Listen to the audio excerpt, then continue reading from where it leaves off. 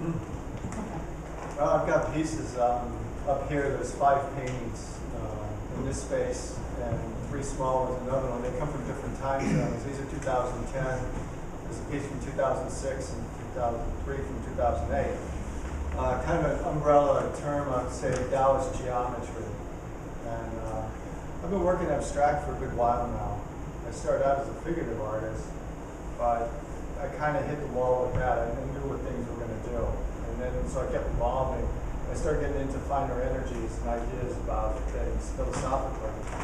And then this work is, it keeps changing all the time. And it keeps getting into nuances and energy and time and space. And as an artist, I'm very influenced by just life in general. And I'll ask questions and post them on my walls in my studio. And one of them is, what is the nature of reality? Which might seem like a silly question in an abstract show. But I really look at life as very ephemeral and always changing. So there's objects, and I think that people look at reality as if it's an object. I look at abstraction as a reality. So these paintings, you know, they're a process. And they're very intuitive, and I start with something, and I say, what happens if I do this?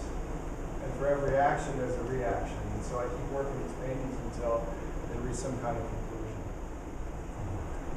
I spoke earlier that I started out really as a figurative artist, and then that got broken down into spiritual content. You know, I'm interested in different cultures from around the world, and different ideologies, different philosophies. So I started like getting into nuances, and that kind of led towards energy. So as I keep evolving and keep breaking things down, the paintings change. I practice 2 forms of contemplation. One is Tai Chi Chuan, and the other is Zen Buddhist or Zen meditation, which is where you just really slow everything down. And there's different kinds of meditation, but the one, the Tai Chi, is really an internal martial art.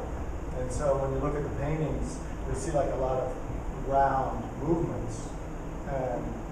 And people think that, you know, it comes out of something. No, it's really coming from inside me. You know, I don't really think about, you know, what is this doing? But I look at the circles and different things that have different meanings and different places on the composition.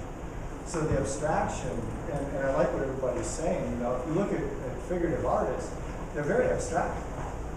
You know, if you look at a drawing and people think that it's reality, it's not. It's a drawing. It's graphite. There's nothing real about it, you know? And so with the abstraction, it's a matter of just taking the elements, which everybody's talking about, and dealing with it very specifically. There's been a number of artists that have always influenced me.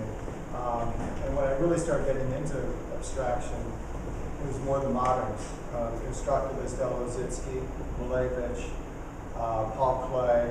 I love Moreau just because of the surrealist places that he was going. Sonia Delaunay, you know, and people look at my work and they'll go, yeah, this is like Delaunay, you know. And I'm kind of like, really? You know? Yeah, thanks. Yeah, that's exactly right. Even though they're very different from what she was doing, and probably very different from her ideas, but she was dealing with the energy of the transition into modern times.